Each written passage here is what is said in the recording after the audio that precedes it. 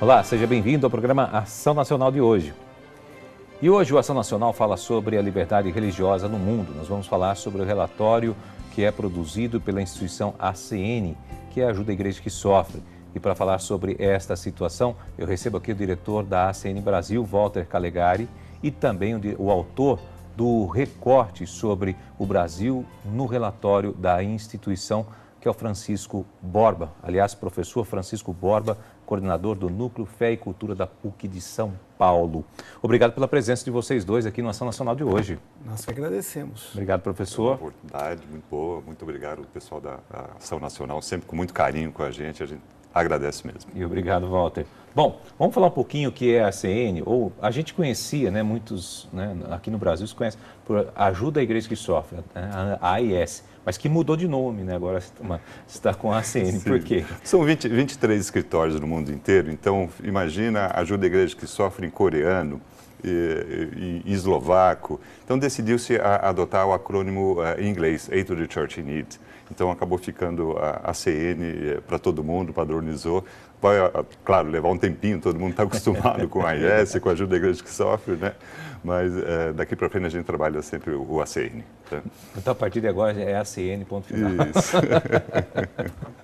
Bom, eu queria que vocês falassem um pouquinho, né? Vocês lançaram, aliás, recentemente um relatório sobre a liberdade religiosa no mundo. Gostaria que vocês falassem um pouco sobre isso, que aliás é o grande assunto de hoje do Ação Nacional. Sou Walter, professor. A temática, né, da liberdade religiosa é tratada pela CN há mais de 30 anos. Né? Desde 1988 a gente já tem publicação. E esse relatório está na 14ª edição. Você sabe, né, Júnior, a CN ajuda pastoralmente os cristãos onde eles são perseguidos ou vivem em extrema necessidade. Né? Então, é nossa obrigação dar voz a essas pessoas que não têm voz, a esses nossos irmãos que vivem sendo perseguidos ou discriminados em outros lugares do mundo. Graças a Deus, no Brasil não sabemos o que é isso, né? Mas é importante que a gente traga essa informação, inclusive para que depois, em cada diocese, se possa fazer um trabalho de ecumenismo, de diálogo interreligioso, a partir desse conjunto de informações que a gente traz. É uma análise de 196 países. Nossa, feito extensa, né? É bastante. Eu tenho que confessar que não li o relatório inteiro, porque são quase 1000 páginas disso, eu li os mais importantes, naturalmente. Mas é muito grande mesmo. São 196 países e analisado no período de 2 anos. Nesse caso, de julho de 2016 agora até junho de 2018. Né? A gente vai convidar depois todo mundo a poder acessar o nosso site, acn.org.br, e procurar ler o relatório. A gente tem uma parte sucinta, que a gente chama de sumário executivo, que já dá uma dimensão mais clara dos 38 países onde existe uma grave violação desse direito humano, né, de ter a sua religião. Olha, então só para vocês saberem, eu vou repetir aqui, acn.org.br é o site. Perfeito. Lá você vai ter as informações do que a gente está falando aqui, vale a pena você conferir. E eu queria perguntar o seguinte aqui para o professor, como a gente define liberdade religiosa? O professor de Sociologia também está aqui com a gente, né?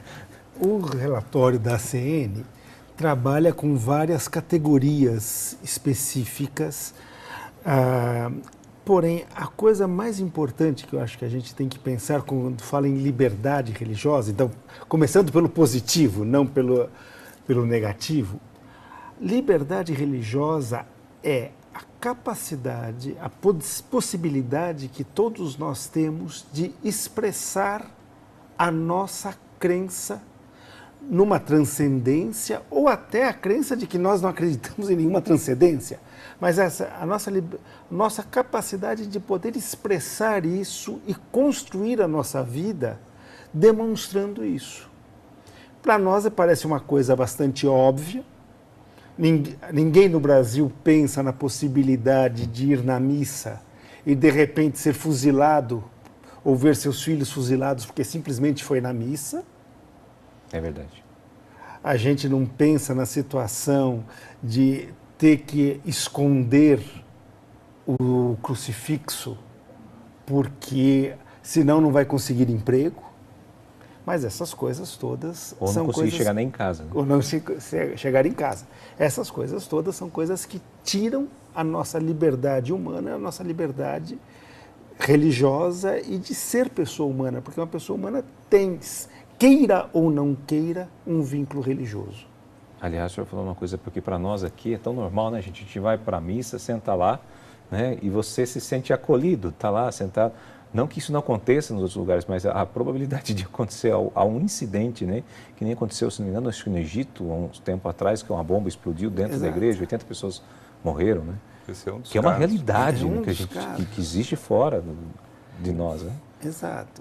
Em 2017, 18 igrejas foram explodidas no Paquistão. No Paquistão. 18 igrejas cristãs. E, agora, só para complementar um pouco, professor, qual a importância dessa liberdade religiosa? Bom, a gente poderia pensar a importância da liberdade religiosa em dois aspectos. O primeiro aspecto é a liberdade religiosa é importante para que nós possamos ser pessoas, para que a gente possa ser gente, digamos assim. Porque se você não consegue responder quem você é no mundo, qual é o que vai te tornar feliz no mundo, no fundo você não sabe o que você é, você se torna uma marionete de quem diz para você, isso te realiza, isso é ruim para você, você não tem o critério. No fundo, a nossa experiência religiosa, a nossa definição de quem é Deus para nós, nem que a gente diga Deus para nós é o Estado, Deus para nós é o capital, o que nós dizemos sobre Deus é o que nós dizemos de quem nós somos. Então essa é a primeira importância, nós não sabemos quem nós somos. Se nós não sabemos quem nós somos, nós não conseguimos nos relacionar conosco mesmo. De certa forma, a liberdade religiosa é a mãe de todas as outras liberdades, porque é ela que nos permite, de fato, dialogar um com o outro procurando o bem comum. Muito bom, poxa, muito bem explicado. Walter, esse relatório sai a cada 2 anos, né? A cada 2 anos. A cada 2 anos. E como é a liberdade religiosa no mundo? Como ela ficou assim após a última edição do relatório? Piorou. Em 18 dos 38 países em que existem graves violações da liberdade religiosa, houve uma piora. Existem alguns, como a Arábia Saudita, a Coreia do Norte, Eritreia, que já está tão ruim que não tem mais o que piorar, né? Mas, infelizmente, a gente teve uma piora em 18 de 38, quer dizer, é significativo, né? A gente tem uma situação hoje que 61% das pessoas vivem em países onde há ou perseguição ou discriminação religiosa. Isso é mais da metade da população. Não estou dizendo que todos são perseguidos, mas que 61% da população do mundo vive em países onde existe ausência de liberdade religiosa, como China, como Índia, por exemplo, que são países extremamente populosos, né? Isso é extenso, é muito alto. É significativo. O que se dá disso? Por quê? Porque você tem justamente situações de perseguição e discriminação nesses países que são altamente populosos. China, Índia, Rússia agora, que também foi catalogada como discriminação, Bangladesh, todos aqueles países com uma alta população te dá essa situação. A gente tem aqui, vamos lembrar que o cristão é minoria, né, em todos esses países, né? E onde existe essa perseguição às minorias. A gente, aqui no relatório, não aborda apenas a perseguição aos cristãos. Vou dar um exemplo. A gente teve em Mianmar, que é um governo budista, ultranacionalista, que expulsou 700 mil pessoas muçulmanas, que por causa de uma questão étnica, são os Rohingyas, né? Então a gente aborda no relatório não apenas perseguição aos cristãos, muito embora os cristãos seja a religião mais perseguida, 1 em cada 5 pessoas cristã está numa situação de perseguição. Então, na verdade, o que está gerando, o senhor falou questão ética, que é uma das... Étnica, isso. Étnica. Isso, racial. O que na verdade, está envolvido por essas perseguições? Além disso, tem a questão política que está no meio? Porque o senhor falou aí ultranacionalista, por exemplo, no caso aí de Rohingyas, né? Nenhum fator existe isoladamente, né? Sempre você tem ou a questão étnica, ou a questão econômica, social, diversos fatores, né? O que nós colocamos é que existe também o fator religioso. De uma maneira geral, quando você aborda a situação, a crise no Oriente Médio, por exemplo, fala-se de disputa econômica, de grandes potências, de petróleo, etc. Tal, mas se releva ou nem se cita o fator religioso. E nós da CN entendemos que isso existe e deve ser colocado. Né? Não desprezamos a existência desses elementos econômicos, geopolíticos, nada disso. Claro que nós temos consciência disso. Mas também existe a questão religiosa e ela normalmente não é abordada. Então, nós fazemos questão de colocar isso no relatório. O senhor citou aí alguns países, mas qual seria assim, um país que no relatório ele se destaca em primeiro lugar? Fala, olha, esse aqui realmente a situação ética religiosa é a pior de todas. Citei alguns como a Arábia Saudita, como a Coreia do Norte, como a Eritreia, como o Sudão. Esses, assim, não existe a menor possibilidade de liberdade religiosa. Nada, nada. Não existe outra região a não ser a do Estado, né, que está estabelecida ali. Se há, tem que ser algo escondido. Muito. Existe, por exemplo, os nossos projetos na China são todos sob sigilo. Os projetos que nós apoiamos, todos são sigilosos. A China, na verdade, existem locais onde você tem algum fator de liberdade religiosa e outros onde existe uma perseguição muito maior, porque a questão ali, a polícia, né, por assim dizer, a polícia religiosa, ela varia de estado para estado, né, e a China tem diversas regiões com graus distintos de perseguição. O que se descobre, Walter, o que acontece numa situação num país desse? A gente tem, dá o exemplo que a gente conseguiu levar a família de uma pessoa do Paquistão, chama Asia Bibi. Asia Bibi, ouvi falar dela. Né? Conseguimos que o Papa Francisco recebesse a família e talvez você tenha lido, depois de 8 anos presa, o equivalente ao Supremo deles lá, né, considerou ela inocente. Ao mesmo tempo que ela foi considerada inocente, houve diversas revoltas na rua pedindo a execução dela. Ela até agora não conseguiu sair do país. Ela foi considerada inocente, mas ainda está lá. Então você tem esse grau de situação onde o que você tem é a população pedindo efetivamente a morte de outra pessoa por um incidente tolo. Foi uma questão de água, porque o cristão é considerado impuro, né, dentro do conceito do Sim.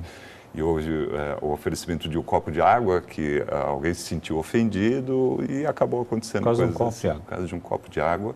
8 anos de prisão, só agora considerado inocente e ainda assim boa parte da população, dos radicais principalmente, né, pedindo a execução, o cancelamento da coisa. Tem coisas que a gente não consegue entender, gente. Um copo d'água pode transformar a pessoa presa em 8 anos. É uma coisa que, para nós, fica muito estranho. Professor, como é que a gente vive em sociedade? Como é que vive em sociedade, né? No meio desse? Eu não consigo entender, não consigo imaginar. Talvez a pergunta não é como é que nós vivemos em sociedade, mas a pergunta importante é como é que a nossa sociedade se libertou disso.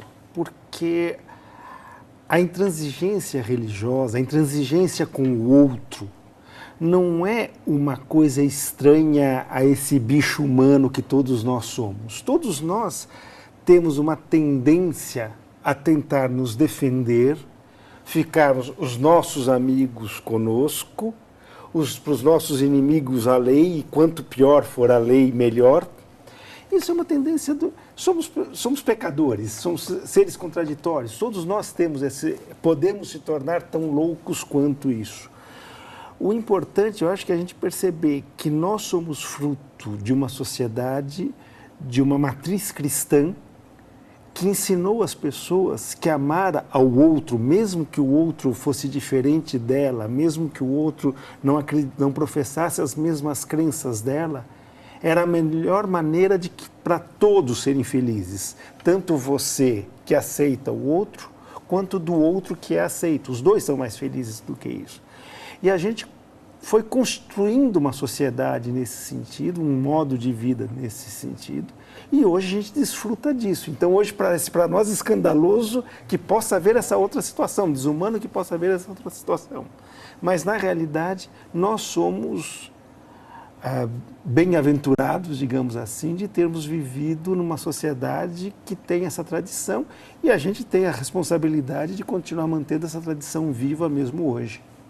Por isso que existe, você vai me ajudar aqui, tem uma passagem bíblica que a gente tem que se aproximar cada vez mais da luz de Cristo, né? Da luz de Deus, vamos dizer assim. Vai? Sim. Porque quanto mais a gente se aproxima da luz, a gente brilha mais, ou seja, a gente fica mais semelhante a Ele. Né? Porque senão, realmente, isso que o senhor falou agora, a gente vira bicho. Exato, né? vira bicho. Com certeza. Bom, gente, a gente vai para um rápido intervalo, a gente volta já.